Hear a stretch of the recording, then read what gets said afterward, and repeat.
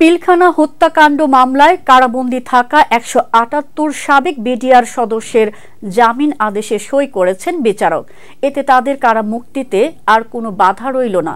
মঙ্গলবার এ তথ্য নিশ্চিত করেছেন ঢাকার বিশেষ ট্রাইব্যুনাল ২ এর রাষ্ট্রপক্ষের প্রসিকিউটর মোহাম্মদ বোরহান উদ্দিন। এর আগে গত রোববার হত্যা মামলায় নিম্ন আদালত ও উচ্চ আদালত থেকে খালাসপ্রাপ্ত ব্যক্তিরা বিস্ফোরক আইনের মামলায় জামিন পান।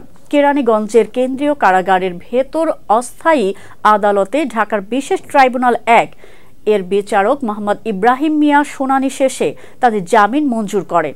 এদিকে অন্তর্বর্তীকালীন সরকারের দায়িত্ব গ্রহণের পর পিলখানা হত্যাকাণ্ডের ঘটনা পুনঃ তদন্তের দাবি জোরালো হচ্ছে।